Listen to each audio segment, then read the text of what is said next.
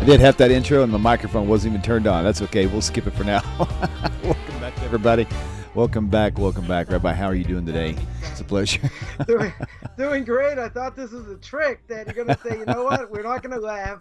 We're not going to say anything during the intro. Just going to let it go. And then I hear the music. I don't hear anything. Let's see if anybody notices. Is anybody out there? Can you hear me? That's funny. Okay, so we're carrying on into part 3 of Do Not Go After the Way of the Non-Jews? ? Yes, so moving on along. And I think today's going to have a lot of things that people are going to want to, they might find more interesting so far, just because it's a lot of common issues that we hear about, and things like lashon hara and things about sexual purity or whatever the case may be, any forbidden relationships or whatever it is that we get into today. So might be a quite interesting little topic for today. So it's all yours. I'm going to let you have the mic. Okay, don't go anywhere for 1 second. I want to make 2 announcements. One announcement is that we're not going to plug anyone for money here. This is Controversial Issues number 100. Right, we actually hit 100 shows. So I give you all, definitely all the credit in the world. All the self-sacrifice, all the hours, the editing, and and everything else. It's, you get all the credit. I just have a lot of fun just going on and on. But there's a second announcement, which I know you're going to hammer me for anyway. But right after this show, there's money going to you for that bottle of scotch. What? Are you serious? No way. It's only been a couple years since I opened my big mouth saying, oh, look, if you get more than 40 people live, I'm going to get to the bottle of scotch. Wow. How funny where my mouth is. And going to send you a nice chunk of money in order to get a nice bottle of scotch. Wow, I am honored. I really, really am. That is so now, cool. If by the next show I haven't sent it yet, so we're not going to have one. Okay. The show will be canceled if I don't live up to what I have to say. Okay, awesome. To what I said. But all the kudos to you. Well, I everyone appreciate who listened. that very much. Thank you so much. We have a positive feedback and some negative feedback, but 100 shows. It's pretty. That's pretty nice. Darn amazing. Yes, over the last number of years, hitting all kinds of different topics, and it's been a lot of fun. I blew up your system a few times, but all the credit really goes to you. I'm just the Energizer Bunny, gets excited about Torah, but you're the one bringing it home to all the nations. So that's that's my plug for the day. I thank you very much. I'm very, very, very humbled and honored. I appreciate that. That means a lot. So topic Yes, sir. for today is, we've been speaking the last few weeks about not going in the way of non-Jews. We spoke about birthdays, right? We spoke about the calendar. We spoke about Thanksgiving. We spoke about listening to music, right? That we spoke about last week, listening to music, and in sports. Now sports is in full throttle, everyone going out, going to the stadiums and all that. So now there are a number of issues. I don't know how far we're going to get, or if we're going to hit some other issues as well. Right, but there are a number of issues when we talk about going in the ways of the non-Jews. Right, there are issues whether it's really forbidden, right, as we spoke about by the Noahide laws. Right, there are certain things, we're not going to rehash all that, but there are certain things that we know are, that there are issues because they are, they're moral issues. Doesn't necessarily mean it's forbidden, because of the Noahide laws, but we'll say that it's a moral imperative. We always have to ask the question, is what I'm doing right now, is it going in the right direction? Is what I'm doing right now, is it going to draw me closer to God? Is it going to draw me further away? And if I have a doubt, then it means I shouldn't do it, right? Essentially. But there are some, we would say, as the English would say, there are some dicey issues, or I would say probably more controversial issues that some people may think there's nothing wrong with it. Everybody does it. It's a common thing. Question is, at what age or whatever, but, it's a relatively common thing, and it's the way of the world. Now, the Torah doesn't really care what the way of the world is. The Torah tells us, it's Bilam, that evil prophet, non-Jewish prophet in last week's Parsha, wants to condemn the Jewish people and curse them, right? And what he ends up, not only not saying a curse, right, but he ends up, saying good things about the Jewish people. And one of the comments that he says is the fact that the Jewish people are by themselves, right? They are alone. There's nobody like them. They have their own laws, all these things. Now, why is that a compliment? It's a compliment because the Torah tells me that we are God's chosen people, right? We are a mamleches kohanim. We are the priests of the nation, so to speak. Now, some people would argue and say, well, we're not doing our job right. Well, that may be true, right? We still have what to work on. Doesn't mean we're not chosen, right? No matter what the Christians say, no matter what the Muslims say, right? It's not a 5-year option to renew. We still have to do what we need to do. We're getting thrashed, right? We've gotten thrashed throughout history. We had, the greatest time at the Jewish people when God gave the Torah Mount Sinai. You had the building of the first temple.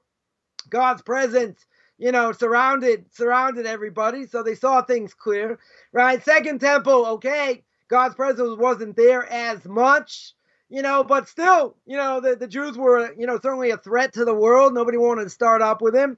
After that, it went downhill, right? It went way downhill. There's a renaissance. There's a tremendous renaissance, certainly here in Israel and in other places, but there's 60, 70, 80% into marriage, right? 90% of the Jewish people not going in the proper way. So you'll say, okay, this is the way of the world. This is what people do, right? It says in Exodus chapter 23, verse 2, you go after the majority, right? So I think it was Turnus Rufus asked Rabbi Akiva, right? It was one of the Roman generals, asked one of the rabbis, he said, listen, why don't you be like us? You should go like us. So he said, yeah, doesn't your Torah say you go after the majority? So the answer is, we only go after the majority when we have a doubt, right? In our case, we don't have any doubts. But when we see what goes on in the world, everything revolves around the Jewish people. We've seen a lot of Jewish people die through Corona. We've seen now this tragedy in Meron. We had another tragedy here in Israel. Now you have this building that collapses, in Miami, a lot of Jews missing. Still a lot of Jews missing. I mean, we're being thrashed. We're being thrashed all around, right? So some people could say, well, see, you're getting what you deserve. And that may be true, right? Because we're not doing what we're supposed to do. But that doesn't mean, first of all, it doesn't mean we're not chosen anymore. Second of all, it doesn't mean, well, we're just going to give up and, we're going to follow something else, right? Obviously, that's not the case. So we don't really care, what everyone else is doing. But the question is, even for non-Jews, right? How does this apply? Right? So, we've sort of spoken about it, but, we'll flush it out over here, right? First thing we'll mention is about premarital sex. Now, for a Jew, I'm going to keep this PG-13, right? But for a Jew, there's no question it's forbidden. Spilling seed, no question it's forbidden. Probably should be forbidden for a non-Jew as well, because where do we see onanism by own, right? Er and onain, right? We see that by the children of Judah, children of Yehuda, right? That's before the Torah is given. What does God do? He takes their lives. Seemingly, it would seem that it should be forbidden, right? Even for non-Jews, because the whole purpose of that act is for the sake of marriage. Certainly for a Jew, and not only that, about having kids and all that. So, we've spoken, about contraception and how that works and the difference between Jews and non-Jews. The question here, though, is there are certain forbidden relationships by non-Jews, right? The Rambam makes clear, right, who these forbidden relationships are. So if a non-Jew engages, in relations with someone that's forbidden to them, okay, right, that would be forbidden. Now, what if they're not necessarily forbidden to them, right? So they're allowed to, fool around and not necessarily have sex, or let's say they do. So if you tell me spilling seed outside of marriage is a problem, so then they should be liable as well, right? So that would be more severe because they don't get warned. There's no warning over here. They should know it's a bad thing to do, and therefore, right, because it makes sense according to the Torah, because we do understand that's what brought the flood. Just saw this earlier today. That's what brought the flood. One of the things that brought the flood upon the world, right, was spilling seed. So seemingly that was before God gave the Torah, right? So you're talking about non-Jews as well. So we know, it's a pretty severe thing. But what's someone going to argue? Someone's going to argue, obviously, if he doesn't have daughters, right? Even if he does have daughters, maybe he'll argue the same thing. But, it'll depend on the age, right, and the consent, and all that. But what's the bottom line going to be?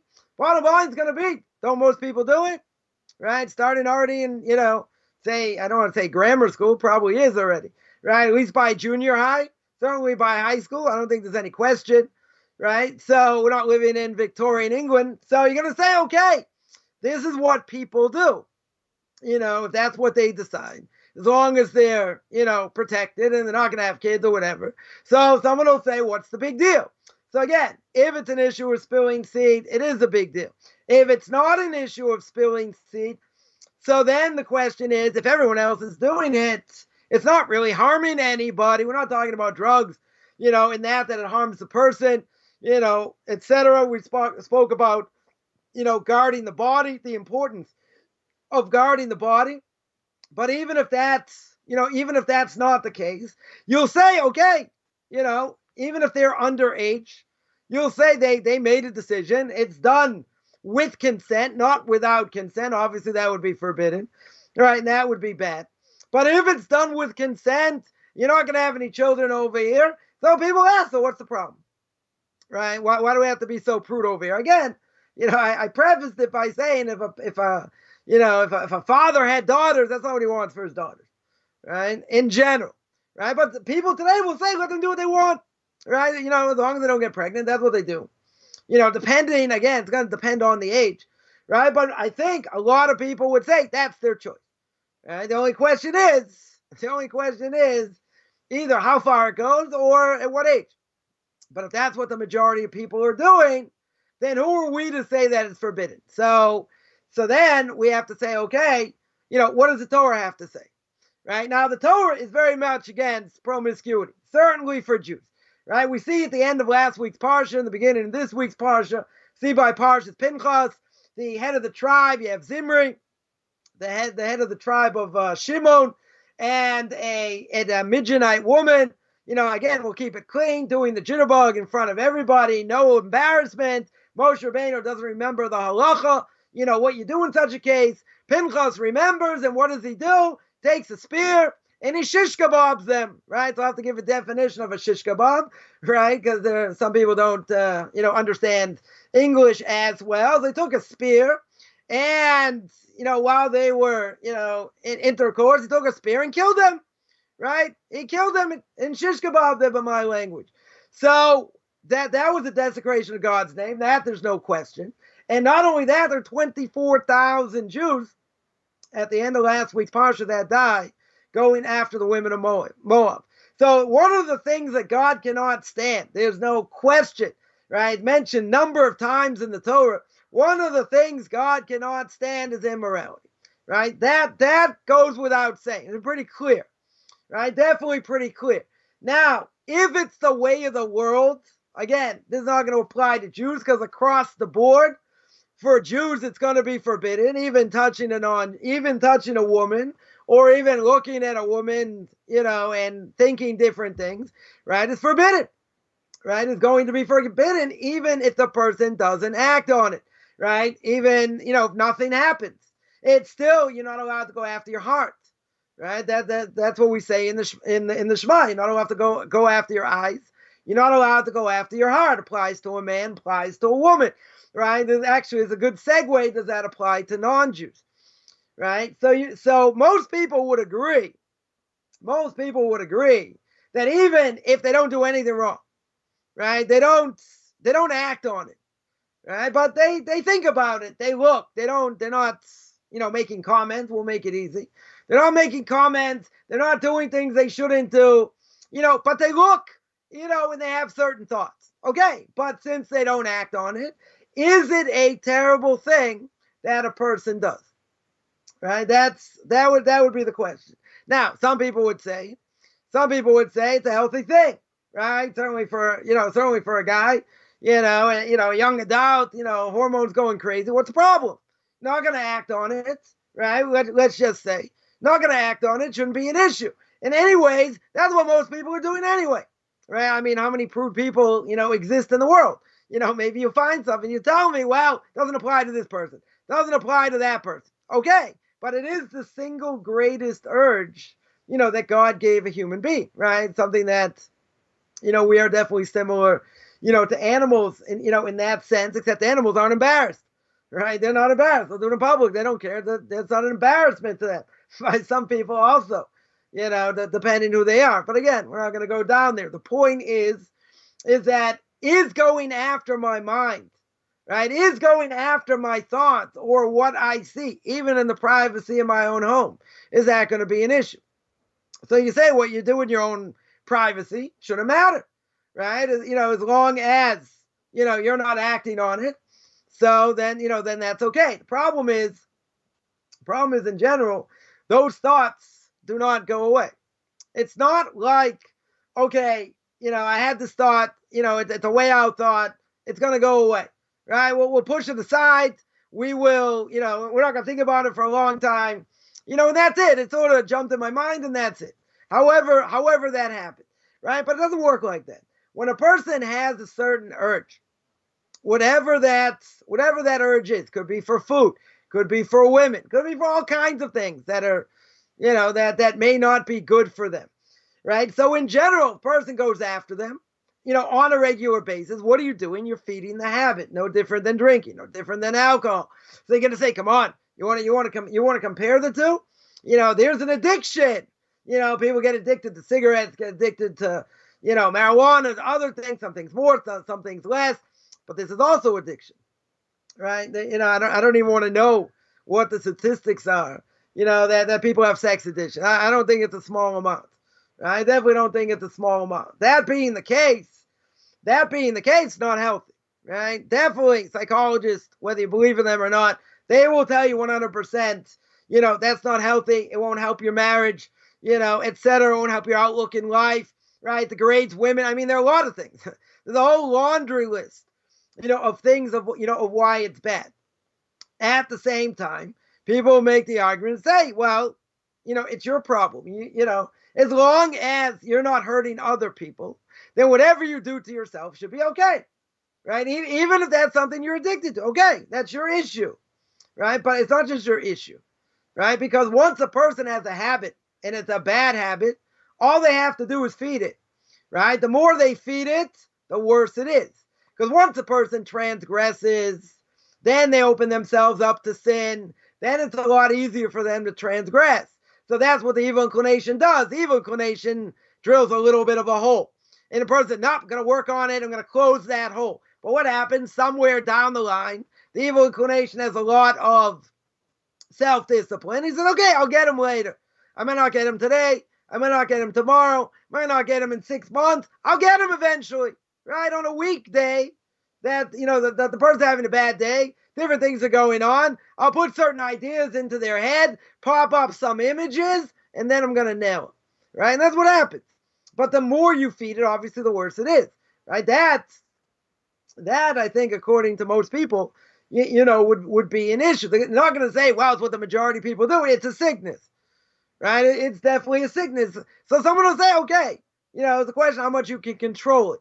But the issue is you're talking about an urge that's basically uncontrollable, right? Totally uncontrollable, right? Once a person, is in the throngs of it, it's about impossible to stop.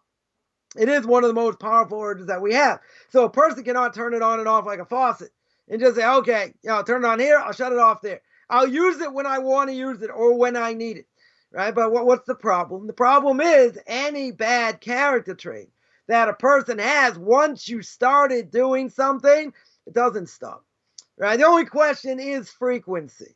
So therefore, you have to nip it in the bud. You got to be careful what you see. You got to be careful what you hear, right? This affects non-Jews as well. Because I would say that when the Torah tells me in the Shema, you're not allowed to go after your hearts, you're not allowed to go after your eyes, right? No, how does that not apply to non-Jews, right? They're affected by what they see. And it doesn't matter if I do it in the privacy of my own home, my own room, no one else is around, no one sees anything, right? So the Talmud tells us clear that even if a person's by themselves and they're doing whatever, if it's forbidden to do, it's forbidden to do in privacy also. How do we know? Because God sees you everywhere, right? God is omnipotent. God is everywhere. God knows the thoughts of man, right? He knows everything, past, present, future, right? Which is the first of the 13 principles of faith of the Rambam, that God is absolute. God doesn't change. God knows these things. He rewards. He punishes. So he knows what's going on. So therefore you think, oh, I'm going to hide from God, right? If we had the ability, God forbid, to hide from him, then he's not God anymore, right? That would be the God of Aristotle. Why? Because the God of Aristotle can't do anything. God of Aristotle just sort of like create the world, let it go, and that's it. He's doing other things, right? But he doesn't control anything, right? He's got other forces controlling them, right? So the Torah says not like that, right? The Rambam says clear, right? That's not the God of the Jewish people, because Aristotle's God can't do anything, can't affect anything, can't change anything, right? So if that's the case, why would I serve him? What would be the purpose of serving him? You're going to say, listen, he really is in charge. He just delegates authority and he disappears, right? He's too lofty, right? It's what a lot of people said, previous generations. God's way too lofty. What does he need this world for? He's busy working with black holes. He's busy with galaxies. He's busy with planets, with all kinds of things. He's going to worry about man. He's going to worry about what we do over here. Come on.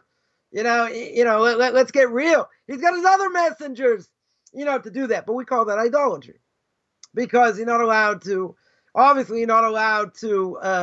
worship an intermediary, even if the power comes from the Almighty himself. Nonetheless, he wields the power, and this intermediary has no power without God. So that would be either I'm going according to God, or I'm worshiping idols, right? There's nothing in between. So that being said, we have to understand, that the God of Aristotle has no power.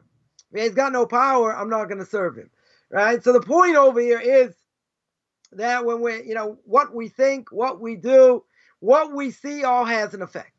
It can have a good effect. It can have a bad effect. A person sees something, they shouldn't have seen. They weren't, fixing their gaze on it. They weren't working hard to look at it, and the message, no pun intended, thinking about it, daydreaming about it. This other thing, that's forbidden, right? That's forbidden because the Torah tells him I'm not allowed to go after my heart. I'm not allowed to go after my eyes. Why? Because these things are addictive. And again, it doesn't matter. People say, but I'm not harming anybody, right? I'm doing it in the privacy of my own home, right? I'm doing it not to hurt anyone, but the reality is you're only hurting yourself. Because at the end of the day, what's going to happen? What's going to happen is it's going to come back to bite you one way or the other.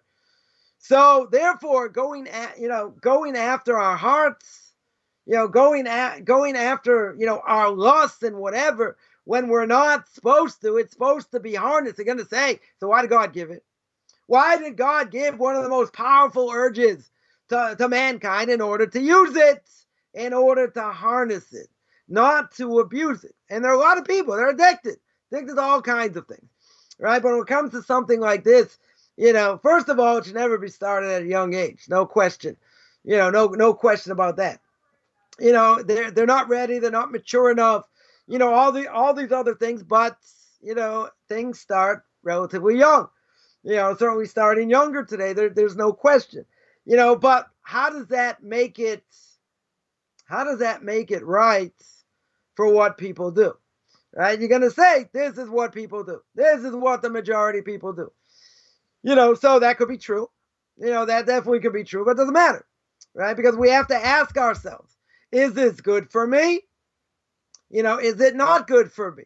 Right? Am I drawing myself closer to God or not? Now, men out there will say, that's drawing me closer to God, right? Women may disagree with that, right? But again, roles have been reversed. Today that it's a crazy world we live in.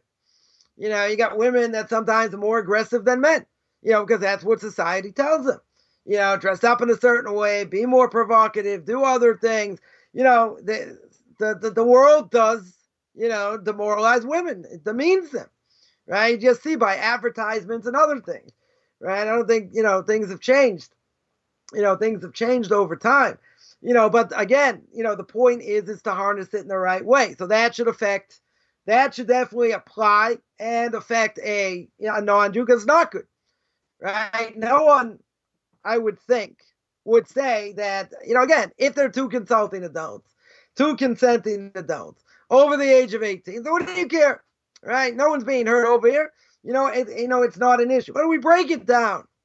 If we break it down, is this something that should be done or not? And the clear-cut answer should be, it should be done, right? It should not be done until marriage. According to Judaism, that there's nothing to talk about, right? Certainly for a man to touch another woman, 100% forbidden, right? Even if they're dating and they're engaged or whatever, still not allowed to touch each other, right? Till they're officially married, right? Till that happens.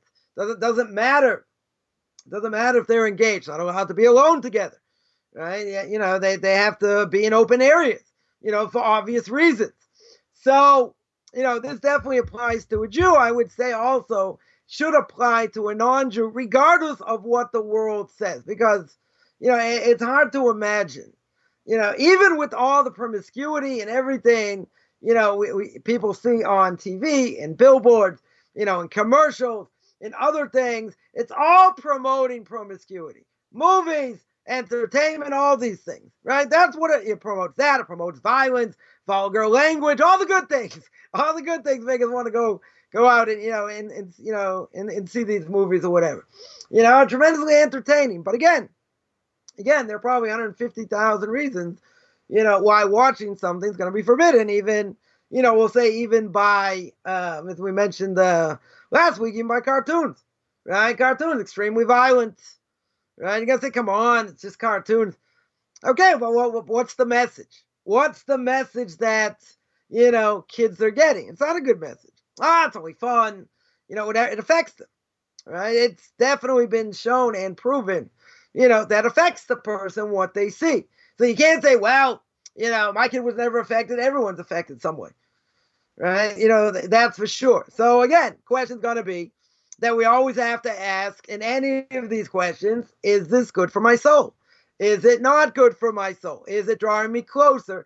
Is it not? So very hard to say, even if the majority of the world will tell you that this is okay, past a certain age, two consenting adults, really shouldn't be a big deal. But it is a big deal, right? It is a big deal and should be forbidden. So that is one issue. Again, try to keep it clean, right? Second issue would be, and it's another, I would say, common issue and comes up a lot, and that is speech. Torah tells me in the book of Genesis, Torah tells me God gave us a soul. He breathed in the spirit of life to everybody, right? So what happens? So the Aramaic translation, Onkelos, says, God gave us a ruach memalelo.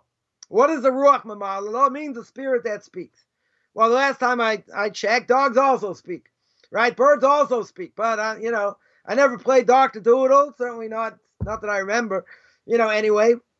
And I could talk to the animals, but there were people like King Solomon and others understood the language of birds and other things, but we don't. But they also speak, right? We just don't understand them. So God gave us the ability. What does it mean? What does it mean, a ruach mamalo, the ability to speak? It's not just the ability to speak, right? Really, it's the ability to understand, the ability to make decisions. So you're going to tell me, what about animals? Animals also make decisions, right? They can choose to eat. They can choose not to eat. Really, animals have one aspect of the soul, right? There are 5 aspects of the soul. Animal has one. What is it? It's called the nefesh behemoth. The nefesh behemoth means the animalistic side, right? We all have that, right? Many things that we do, certainly like animals. Fine, animals are programmed DNA. They don't make decisions. They don't act upon things. Says the Ramchal, Rabbi Chaim Coffman, of blessed memory, brings down in Derech Hashem, in the book The Way of God. What does he say over there? He talks about spiritual forces, and how they work. And he says there's only one creature. There's only one being in the world that has the ability to affect others. And that person, is humans. Why? Because we have a spiritual soul. That soul comes from God by, Jews and non-Jews. We're all created in God's image. So therefore, we have the ability, Jews more than non-Jews because we have more aspects of the soul, right? We have more ability to affect other things. Not saying non-Jews can't affect other things. In the spiritual world, it's a different issue. I don't want to get into that now, but that's a whole different issue. They can certainly affect things in this world, right? That's definitely true. The idea, though, is man's the only being that can do that, right? Animals, they can't affect anything. Now, you tell me sometimes you'll see lions kill children or snakes or whatever. Can they cause damage? 100%. But they don't have free will over here. They're doing whatever they're programmed to do. If they're doing whatever they're programmed to do, then God's sending them to do something, right? He's the one behind it. He's the one causing it over here.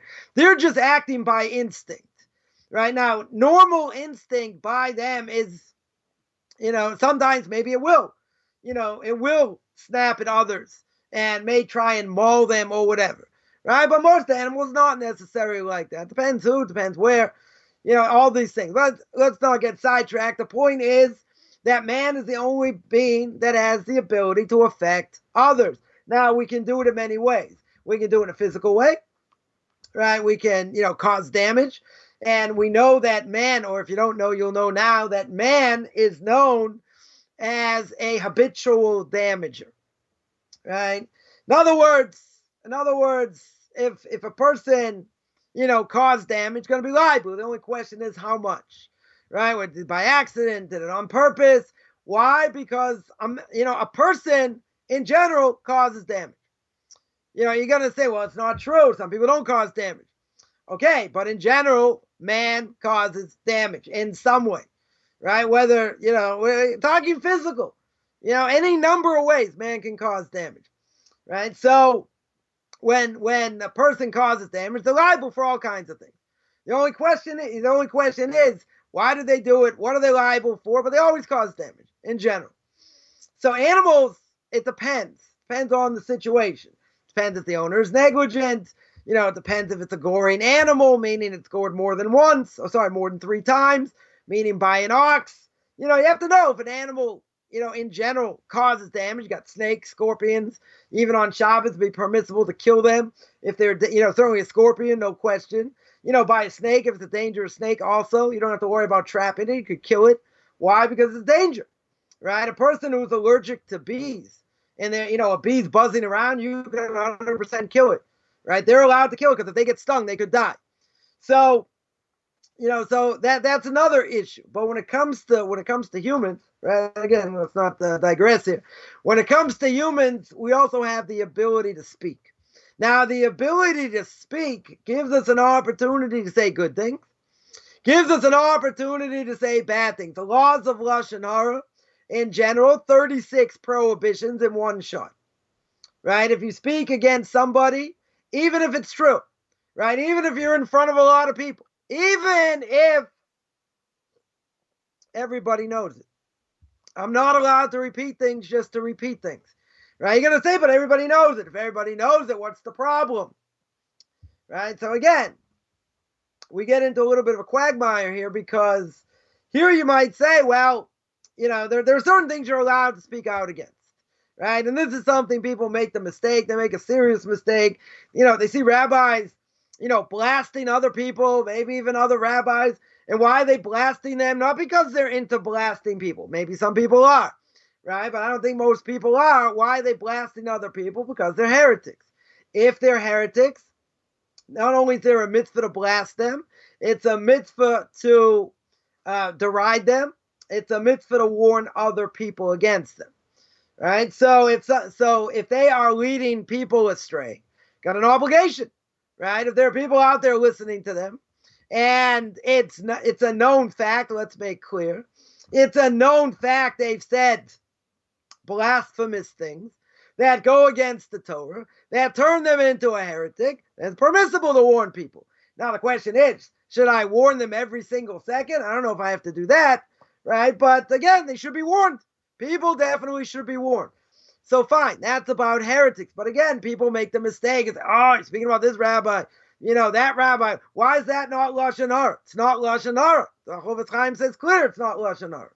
Because you're warning people against them.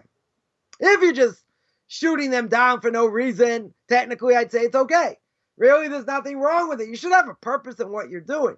Just to make fun of them, I mean, anyone can do that, right? It doesn't do anything, right? But if you're trying to make a point, you're warning people and you want to show where they've gone wrong, okay?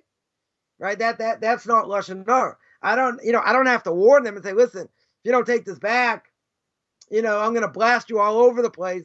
And they say, go ahead, I don't care. I don't have to warn them, right? If they've said something heretical, you take it in context. I'm not talking where you splice it. You take it in context what the person said. If it's heretical, it's heretical, right? You're not allowed to listen to them, right? 100% you're not allowed to listen to them. Now, what about saying other things? You'll say the other person will never know. It'll never get back to them. So if it's something that would be so obvious, let's say, I'll use myself as an example. People say, listen, he yells and screams. Why should we listen to him? Turn down the volume, turn down the passion, and all that. Okay. So what's that going to do? So someone puts that out there. It knocks me down. Go ahead. I got big shoulders. It's fine. That's why I do Tanakh Talk. It's good for my psyche over here. So, okay, someone will say, why should we listen to him? Look, he just yells and screams. Who says you have to listen? No, but I want to be a troll. Okay, so be a troll. That's what you want to do.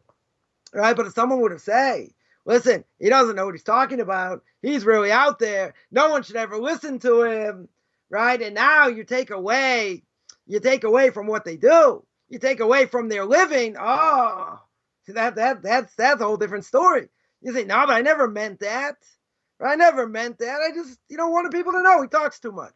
I wanted people to know that, I got to take voice lessons, that, he shouldn't scream so loud. Okay. Wanted, people to know that. Is that a turn off for some people? Very well could be. Now you plaster that all over social media. So either I should boost the post, get more people to see it, or it could cause me damage. Right? It could cause me damage. Say, no, you're the one causing the damage because you're the one yelling and screaming. Well, maybe that's true. Maybe that's true. Does that give someone the right to say it? Does that give someone the right, let's say, Rabbi gives a sermon, and after the sermon, you say, he doesn't really know that much. I could have given that over better. I know a lot more than it. You put the rabbi down. He's the rabbi of a synagogue. Let's say word gets out. People don't like what he said. People said he's wrong and this and that and the other thing. Doesn't mean people are perfect, right? But that's the worst thing a person can do is critique somebody, especially in social media, right? Where they're not going to be able to defend themselves in the proper way, right? But, it's an easy way out. So millions of people see it. Couldn't that destroy the reputation? Of course, that's libel, right? That's what we call motzi shemra. That's causing evil to another person. So now someone will say, but he, in my case, but he does talk too loud. Right? He does yell and scream. Okay, that's true. Right? That is definitely true. Now, if more people think that this is a terrible thing, they're not going to listen. Okay. But there will be people that will. Right? Certainly that will. But that's a negativity. That it doesn't matter if it's true. Right? It very well may be true. It very well may be that, if I talk softer and monotone, I wasn't as passionate. Okay, maybe people will get the message better. I don't know. That's my style. People like it. They like it. They don't like it. Okay. So what gives a Jew or a non-Jew, the right to defame somebody? Again, I got big shoulders. I'm not worried about it. Right? But what gives a person the right to do it? Right? Let's say that would take away students of mine. They say, I'm not going to listen to him anymore. Look, he yells and screams. Right? That's part of the mystique maybe. But, if that takes away someone's livelihood, or causes them damage, all the more so it should be forbidden, right? It comes along the Rabbi Chaim and the laws of lashon hara, and he says, even if it's true. So even if all these things people say about me are true, who says you're allowed to say it? Right? There are only certain circumstances you're allowed to say it. There are like 6 or 7 different circumstances where you might be allowed to say it, right? And one of them, it means there has to be a benefit, right? So someone just knocking me down, there's no benefit. If someone says more people listen, they really mean it. Okay, right? That may be true, right? But the Rabbi Chaim says a number of times, even if you meet all the criteria, of all these circumstances, we'd be allowed to do it. Chofetz Chaim says don't do it. Whatever you do, don't do it. Why? Because you're going to fail somewhere. He says it's not possible not to fail. Right? There are about 7 different cases. Right? 7 different criteria. Right? That in order to repeat something in public, you have to hit 7 different things. 7 different things of criteria here. So you want to tell me when someone does it, they're thinking about all those 7 things? First of all, they probably don't know what the 7 things are. Now, the second thing is, but this is what people do. Right? Now, this gets, again, as the English would say, this gets a little bit dicey as well. And the reason is because everybody does this. By work, by sports, talk radio, whether it's sports talk radio, other talk radio, all they do is bash other people. They bash athletes, they bash politicians, they bash, movie stars, all this. Maybe they all should be bashed. I'm not saying not. Right? But again, you are defaming somebody. Doesn't mean they're going to sue you for libel. And it doesn't matter if it's true. Right? 100% doesn't matter it's true. See, this is where Jews and non-Jews, go in a different path. By Jews, we're obligated in the laws of Lashon Hara, even if it's true. Even if everybody knows it. Non-Jews, that doesn't make logical sense. Right? A non-Jew is only going to keep, the Noahide laws that apply to them that make logical sense according to the Torah. Now, if 2 people are talking, there's no one else around, and they're talking about, let's say a certain athlete.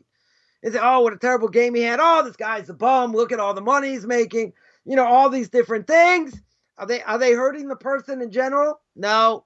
They're going to cause him damage? No. How are they not going to cause him damage? You'll say, no, they get a whole crowd. They'll petition the team to get rid of him. Nah, not going to do anything, right? Maybe it will, maybe it won't. Most likely it's not going to do any damage. So they're going to say it's between us. No one, it doesn't matter if other people hear it. Doesn't matter if other people know it, right? That's going to be forbidden because there's no benefit over here, right? All the person is doing is deriding someone else. When you deride someone else for no reason, that's why it's interesting by the laws of Lashon Hara. If a person stole, I have something in my hand, right? If a person, beat someone up, stole their money, stole their car, whatever, I have something in my hand. If a person spoke Lashon Hara against someone else, what do you have? What do you have in your hand? Nothing. The only thing you have in your hand is I or somebody, knocks somebody down, and said all these bad things about them in order to make themselves look better. That's what Lashon Hara is. And again, even if it's true, doesn't matter. For a Jew, it's going to be forbidden. For a non-Jew, they're going to say in my language, what are you off your cotton picking head? Why in the world should that be forbidden? That shouldn't be forbidden at all. Doesn't make any sense. Right? According to the Torah, for a non-Jew, why that should be forbidden. There's another issue. The other issue is, what about a moral imperative? Is it enough of a moral imperative to say for non-Jews speaking Lashon Hara is bad? So, if we look at different character traits, right? Let's say bad character traits, anger, being conceited, being stingy, let's say, other things, whatever it is. Isn't the whole purpose of us trying to get closer to God, Jew or non-Jew, according to the way God wants? So if that is the case, we'll have to ask ourselves again. We'll have to ask ourselves, does this make me a better person? Does it make me closer to God? Now, people are going to say, it doesn't matter. I'm speaking about this person. No one else is going to know. Or even if they do, it doesn't matter. It's not causing any damage. Not only that, everybody knows it. Right? Everybody knows it. So if everybody knows it, why can't I say it? And who does it hurt? Doesn't hurt anybody. Right? So we hold that the laws of Lashon Hara, someone speaks badly against someone else, you kill 3 people in the process. First person is yourself because you said it. Second person is the person who you said it against. Third person is who heard it and they believed it.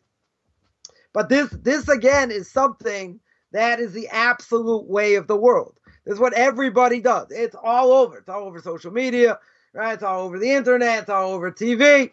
It's all over commercials, all these things, right? Every last thing. You can't find I challenge anyone to find something doesn't have someone speaking badly or demolishing someone's reputation. At some point, whether it's in the beginning, the middle, the end, it doesn't really matter, right? But that's what people do. They say things, they do things, but saying things is worse, right? I would say, well, maybe doing things is worse. Saying things, even if no one's going to know about it, boggles the mind. Absolutely boggles the mind, because no non-Jew is going to say, oh, that makes sense. Right? A secular Jew wouldn't say that. They'll say, I'm not doing anyone any harm. I'm not doing any damage. And if I'm not doing any damage, it should be okay. Right? Again, this is where we differ.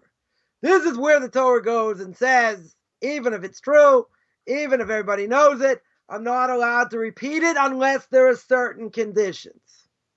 If I meet the criteria, says the Chofetz Chaim explicitly, still don't do it. Because you're not 100% sure you're going to meet all that criteria in the first place. By a non-Jew, it doesn't make any sense at all. Right? I take a survey of 100 non-Jews, not close to God, or even if they are close to God, it doesn't really matter. That does not make any logical sense. But even if it doesn't make logical sense according to the Torah, the question would be, as we mentioned before, what about a moral imperative? Now, a moral imperative, again, even if I don't necessarily act on it, right? I don't have to go up to the person. That would be absolute brazenness. Go up to the person and tell them what they think of their speech. Go to the rabbi and tell them, you know what? Your speech stunk. Not only did your speech stink, you don't know this, you don't know that. You go on and on and on, right? You defame him in front of his face. I don't know too many people be so brazen to do that. Maybe some are, out there, but they're not necessarily going to do that. They'll speak in hushed tones to other people. Word will get out. Word will get out that way. So it causes damage, right? Definitely causes damage, even if it doesn't get back to the person, right? Because essentially, once it gets out, if enough people are talking, could cause damage. But the novelty is, let's say it's a case where it doesn't cause damage at all. Nobody's damaged over here, right? He's not losing his job. He's not making a living. He's not losing anything. Not in the eyes of his family, not in the eyes of friends in general. Doesn't lose anything. Still, the Chofetz Chaim says, it's forbidden. Right? We're not allowed to do it because it sullies the soul. And once a person gets in the habit of doing it, it's like any other transgression. The only problem is it's worse. It's worse because someone who's an habitual speaker of Lashon Hara, not just someone who transgresses here, they transgress there, but they transgress all the time. And they don't care. Says the Rabbeinu Yonah in the Gates of Repentance. Rabbeinu Yonah says it's one of the four groups who do not see God's presence in the next world. And he gives a lot of reasons why. So you imagine, the person says, but I didn't do any damage. I didn't cause any damage, but you didn't care. You just ruined someone's reputation or wanted to ruin someone's reputation. Yeah, but everybody knows it. Why would God want someone who's an habitual speaker of Lashon Hara, in order that he should see him in the next world, right? Because the Jerusalem Talmud tells us God can overlook the big three: murder, idolatry, and immorality. Comes to Lashon Hara, it's worse than all of them, right? All of them put together, right? It's pretty bad. One of the reasons the temple was destroyed, still one of the reasons we still don't have a temple today in Jerusalem. So it's a pretty severe, sin. But people say we do it all the time. We speak about others all the time. They don't even, they don't even have an issue, right? It's an absolute non-issue. It's a non-starter. You bring this conversation up with somebody, I guarantee 9.9 out of 10 not going to see an issue with it. Not at all.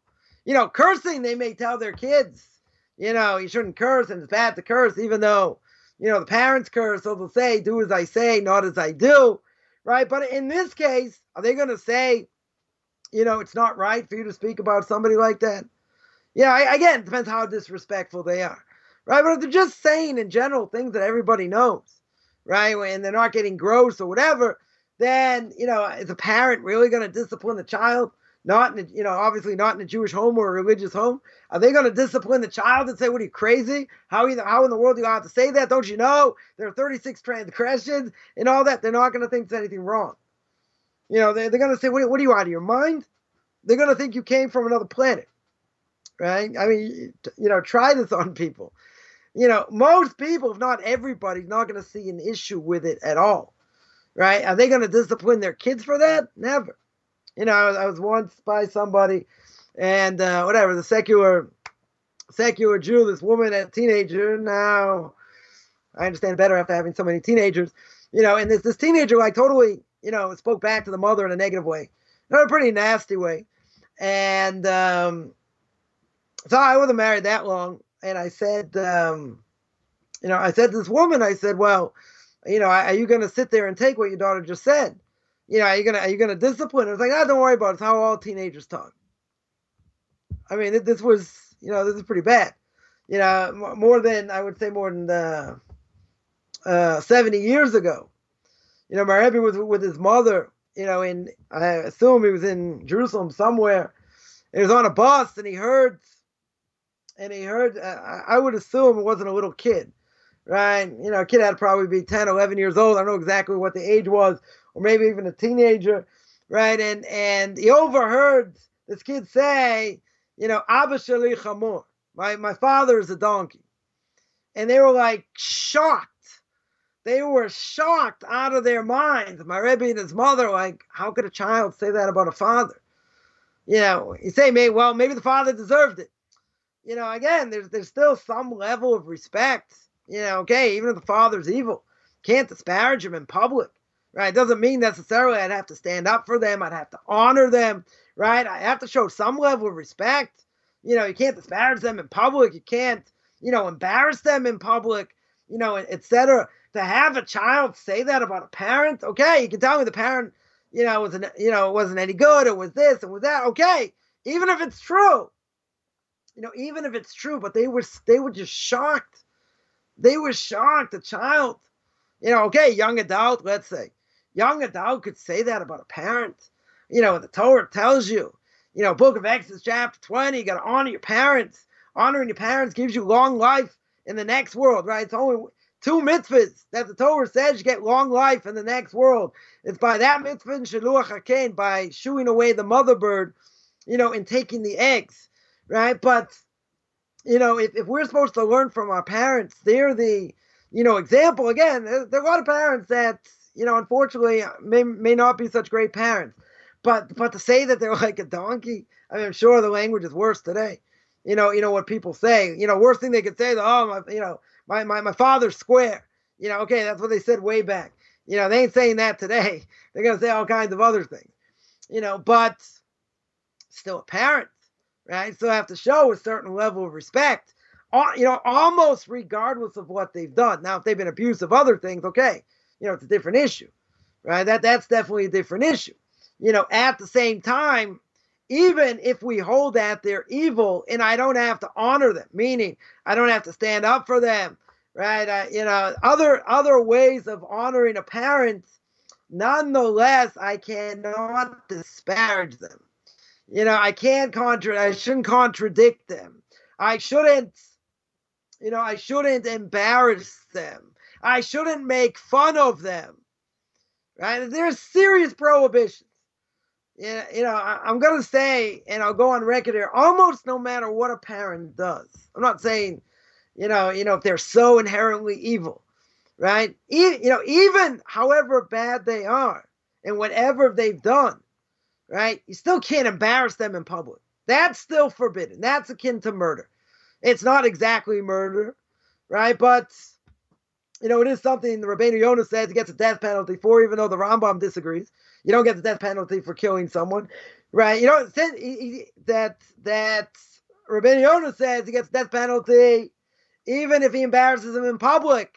Why? Because it's similar to murder, but it's not. But murder itself doesn't get the death penalty, right? It's an unbelievable novelty by Rabbeinu Yonah that the Rabbeinu Yonah learns that the fact that if a person murdered someone, God forbid, he doesn't get the death penalty. Oh, but you embarrass him in public, and that's akin to murder because they turn white and they turn red, right? From the blood and the embarrassment. That's like you murdered someone. That you get the death penalty for, right? That's very hard to understand. Because the thing itself you don't get the death penalty for, something similar to it you would get the death penalty for, it's hard to understand, right? The Rambam certainly doesn't hold that, right? Certainly disagrees, right? And he says that murder is a pretty bad thing, right? But you don't get the death penalty for it. So very hard to say. You don't get the death penalty for murder. You're certainly not going to get the death penalty if you embarrass someone in public. But the point is, embarrassing someone in public is pretty bad, right? It is pretty severe in that it is similar to murder, right? In certain ways, right? It's total embarrassment. So you say, well, you know what? My parents did this, and they did that, and they did the other thing. I'm not disagreeing, right? I'm not saying they may not have the status of being evil. They very well may be. It still doesn't give you the right to embarrass them in public. That's how severe the prohibition is of honoring a parent properly, right? Even if I don't stand up for them and I don't do other things to honor them, that far I can't go, because you still have to have gratitude. They brought you into this world. Okay, you'll tell me I didn't have a choice. Right? We don't have a choice who our parents are. We don't have a choice who our siblings are. There are a lot of things we don't have a choice in. That's all true. But who gives me the right, to embarrass them? I'm allowed to protect myself from them. Right? If they were abusive, I can physically strike back if they come and attack me. Right? That's for sure. But I got to be very, very careful. Very, very careful over here. Even if they deserve it. Right? And again, I'm not disagreeing. But we have to take into account how severe this prohibition is. Now, some people may have no issue with this. They'll say, why can't I make fun of them? They make fun of themselves. Why can't I make fun of them? Because you have to have a higher sensitivity. There has to be a greater sensitivity. They brought you in this world, right? The Talmud says there are three entities that brought you into this world. A man, a woman. Well, you don't necessarily need both together here, but a man, a woman, and God himself. God himself puts in, he breathes in he breathes in life, right? He gives us our souls. So we put all that together. So therefore, you have to show some level of respect. You can't just ditch them. You can't just, say whatever you want. But again, some people would say, look what they've done. They have it coming, right? I know certain people in certain situations, if it wouldn't be that God exists, that the Torah exists, they have zero to do with their parents. Forget family. Family's another issue, right? They would have nothing whatsoever to do with their parents for what the parents have done to them, right? Through neglect, through the fact that they didn't necessarily know how to raise children, other things. It may all be true. But the Torah says I still have an obligation. I cannot embarrass them. Now, some people say, come on, right? And that, that's a good segue here because, am I allowed to embarrass somebody, in public? Now, you shame someone in public, you destroy them, right? I don't think too many people would disagree, Jew or non-Jew. You embarrass someone in public, doesn't matter they deserve it or not. You are destroying them. So, we have to understand there are things that, maybe on the, I would say on the, on the edge, so to speak, that we'd say, well, for Jews, it would be totally forbidden. Non-Jews, maybe it's not so bad, right? Maybe we would say it's okay and that it wouldn't apply. Why? For a number of different reasons. But we have to come back to the same question. And the same question is, does this make me a better Jew? Or a better non-Jew, or a better non-Jew in training? Is this drawing me closer to God or not? Now, some people say it's definitely drawing me closer. You shamed the person, you made fun of them, you got all your anger out, made you feel like $1 million. That fulfilled a tremendous need. Only problem is, Torah says you're not allowed to. right? And it's probably unhealthy even for a non-Jew. Now, it's going to be outrightly forbidden. Not going to be outrightly forbidden, right? Certainly not the laws of Lashon Hara. But I think most people would agree that acting in that way on a regular basis does not, you're not going to, necessarily win and influence people. I mean, you might, the more vulgar a person talks and the more, they speak about others, etc. They put people down, the funnier they are at the expense of others. Obviously the more praiseworthy they are in some circles. That may be true. That may 100% be true. That doesn't mean it's right. Right? And some people would agree. Some people would say, yeah, it's probably not a good thing. It's probably not a good thing to do. Right? But to say across the board to be forbidden, right? That's a whole different issue. And that we have to ask the question, just because most people do it, and even if they get away with it, even if they don't cause damage, then why should it be a problem? So we've seen why it definitely, should be a problem, and whether it's obligatory not to do or not, we have to, dig deep down here, and see how it affects us, right? And it definitely can affect us in a negative way because, all we do is we backstab, say bad things against other people. We don't care. Right, we don't care because, in the end, as long as it's not going to get back to the other person, why should it be a problem? Right, and most people would probably say it's not doing any damage, but it does damage to the person themselves. They just don't, they don't see why it's a problem. Okay, right, so they're lacking understanding. Doesn't mean it's a good influence for the body and certainly for the soul. Right, so I guess we'll leave it at that. We'll see if there are any other topics to cover. All right. With that, if there are any other issues that that come up about what the rest of the world does, right, and why we don't care what the rest of the world does, whether it's good for them or not. I have to see if there are other topics to deal with, or otherwise we'll go on to a different topic. That sounds good. And so you guys be sure to subscribe, turn on YouTube notifications, so you know when we're always recording. And I want you to brag when you get this bottle of scotch. So okay.